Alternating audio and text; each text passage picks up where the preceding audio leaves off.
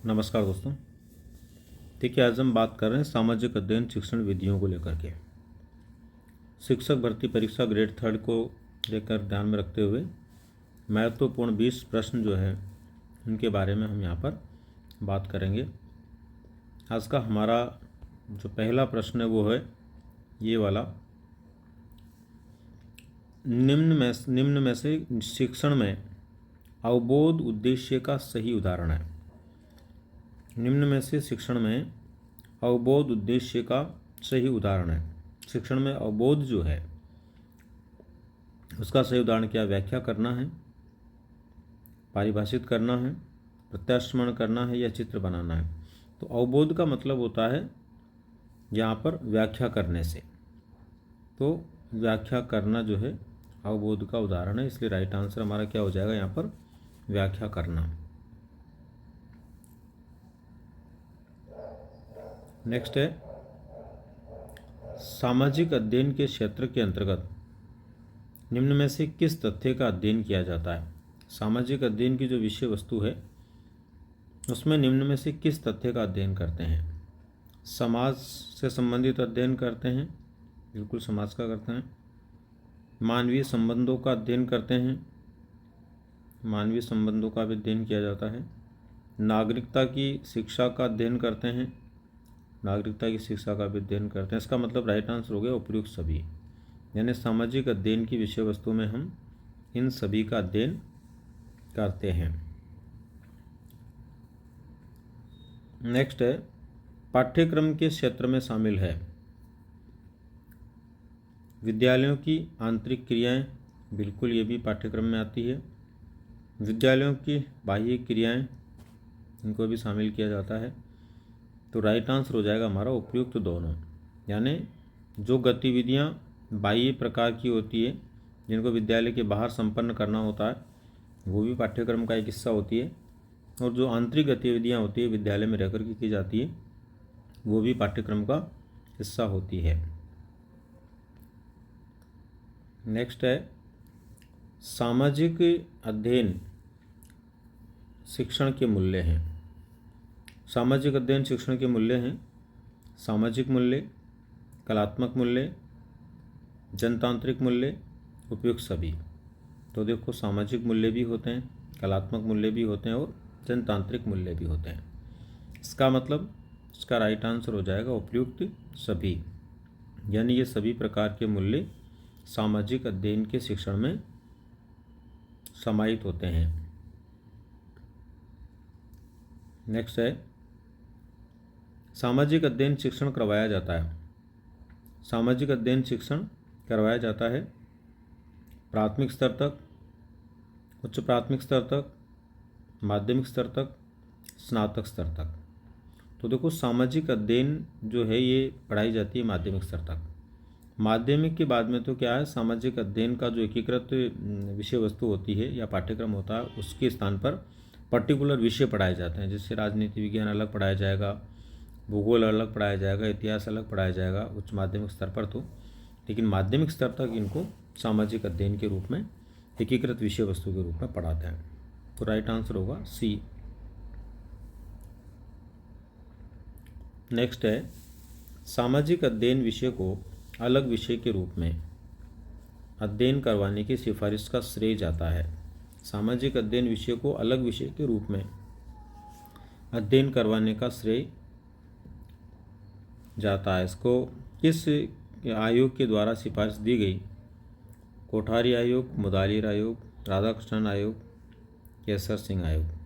तो देखो भारत देश में स्वतंत्रता के बाद मुदालिर आयोग एक ऐसा आयोग था जिसके द्वारा इस बात की पैरवी की गई, और मुदालिर आयोग के अनुसार ही 1955 से जो है हमारे भारत देश में सामाजिक अध्ययन की विषय वस्तु को अनिवार्य विषय वस्तु के रूप में शुरू किया गया। सामाजिक अध्ययन प्रजातांत्रिक रूप से सहयोगी जीवन व्यतीत करने तथा उसके उच्च उद्देश्यों की प्राप्ति से संबंधित समस्याओं के हल का सत्य प्रयत्न है, ये कथन है। इनमें से कौन से विद्वान हैं जिन्होंने इस तरह की परिभाषा जो है सामाजिक अध्ययन के बारे में दी है? जेम्स हेमिंग, MP मुफात, वेस्ले और जोरोलिमेक। तो जेम्स हेमिंग के द्वारा ये परिभाषा दी गई है। परिभाषाएं भी आप लोगों को कुछ हद तक जो खास खास है वो याद रखनी है, क्योंकि एक दो प्रश्न ऐसे होते हैं जिनका संबंध परिभाषाओं से होता है। NCERT की पत्रिका खालिस्तान के अनुसार, NCERT के द्वारा कोई पत्रिका प्रकाशित होती है, उसके अनुसार सामाजिक अध्ययन मनुष्यों का सामाजिक तथा भौतिक वातावरण के प्रति अपनी पारस्परिक क्रिया से संबंधित है। सामाजिक अध्ययन जो है वो मनुष्यों के का जो सामाजिक और भौतिक वातावरण है उसके प्रति अपनी पारस्परिक क्रिया से संबंधित होती है। Teaching of social studies, teaching of education, learning and training for teaching, teaching learning. तो ये जो पुस्तक है NCERT के द्वारा प्रकाशित होती है वो पुस्तक है टीचिंग ऑफ सोशल स्टडीज़, जिसके अंदर जो है सामाजिक अध्ययन मनुष्यों का सामाजिक तथा भौतिक वातावरण के प्रति अपनी पारस्परिक क्रिया से संबंधित है, ये विचार दिया गया है। नेक्स्ट है, भारत में सामाजिक अध्ययन का शैशव काल कहलाता है। भारत में सामाजिक अध्ययन का आगमन हुआ और धीरे धीरे इसका विकास हुआ, उसके आधार पर इसका शैशव काल कहलाता है। कौन से काल को शैशव काल के नाम से जानते हैं? तो 1920 से लेकर 1955 लगभग, 1916 से 1936 लगभग, 1905 से 1947 लगभग, 1934 से 64 लगभग। तो देखिए ये जो काल है इसमें अगर हम बात करें 1934 से 64 तो ये बिल्कुल नहीं हो सकता, क्योंकि 1955 में तो हमारे यहाँ पर व्यवस्थित अध्ययन शुरू हो गया था। 1905 से 47 के बाद तो ये भी नहीं हो सकता, क्योंकि 1905 में तो भारत देश में सामाजिक अध्ययन का आगमन भी नहीं हुआ था। तो ये दोनों तो बिल्कुल नहीं हो सकते। अब बचा हमारे पास में 1920 से 55 और 16 से 36। तो 1916 से 36 भी इसलिए नहीं हो सकता क्योंकि प्रॉपर रूप से इसको पढ़ाना जो आज़ादी के बाद शुरू किया गया। इसका मतलब आज़ादी के बाद तक का जो पीरियड है 1955 से इसको व्यवस्थित रूप से पढ़ाया जाने लगा। तो ऐसी स्थिति में इनमें सबसे सटीक और सही आंसर हमारा क्या हो सकता है? ए हो सकता है। तो ए इसका राइट आंसर है। 1920 से लेकर 1955 ये शैशव काल है। इसको आप 16 से 50, 52, 54 भी करें तो चलेगा। 16 से 50 भी अगर होता है तो ये राइट आंसर होगा। नेक्स्ट है, बुनियादी शिक्षा की अवधारणा में सामाजिक अध्ययन को सम्मिलित करते समय, बुनियादी शिक्षा की अवधारणा में सामाजिक अध्ययन को सम्मिलित करते समय 1937 में गांधी जी के प्रमुख सहयोगी कौन थे? यानी 1937 में गांधी जी के प्रमुख सहयोगी कौन थे, ये इसमें पूछा जा रहा है। जब बुनियादी शिक्षा की अवधारणा में सामाजिक अध्ययन को शामिल किया गया, doctor Zakir Hussain, professor rice Lahori, Ajit भाई देसाई, अनूप जी गोगोई। तो ये थे डॉक्टर जाकिर हुसैन। देखो डॉक्टर जाकिर हुसैन ने ही बुनियादी शिक्षा को 1937 से 1939 तक आगे बढ़ाने के लिए कार्य किया था, इसलिए इसका राइट आंसर क्या होगा? डॉक्टर जाकिर हुसैन। सबसे पहले किसने कहा था मनुष्य एक सामाजिक प्राणी है और समाज में रहना पसंद करता है? सुकरात, अरस्तु, विकिलिक्स, बर्नार्ड शॉ।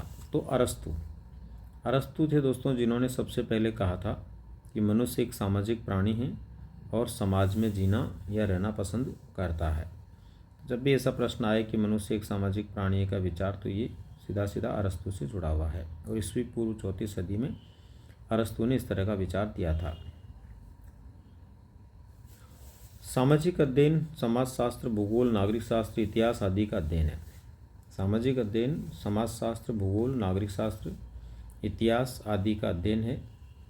संपूर्ण, पूरक, एकीकृत या परिष्कृत? सामाजिक अध्ययन समाजशास्त्र, भूगोल, नागरिक शास्त्र, इतिहास आदि का अध्ययन है। संपूर्ण अध्ययन है, पूरक अध्ययन, एकीकृत अध्ययन, परिष्कृत? तो संपूर्ण अध्ययन नहीं है, क्योंकि इसमें से कुछ खास विषय वस्तु को एकीकृत किया गया है। तो इसका राइट आंसर हो जाएगा दोस्तों एकीकृत। सामाजिक अध्ययन जो है अपने आप में कैसा विषय है? एकीकृत विषय है। नेक्स्ट है, सामाजिक अध्ययन के मूल्य हैं। सामाजिक अध्ययन के मूल्य क्या हैं? जनतांत्रिक हैं, सामाजिक हैं, सांस्कृतिक हैं। तो दोस्तों सामाजिक अध्ययन एक ऐसा विषय है जिसमें जनतांत्रिक मूल्य भी हैं, सामाजिक मूल्य भी हैं और सांस्कृतिक मूल्य भी हैं। तो इस आधार पर हम कह सकते हैं कि सामाजिक अध्ययन में उपयुक्त सभी मूल्य पाए जाते हैं, जनतांत्रिक, सामाजिक और सांस्कृतिक। नेक्स्ट है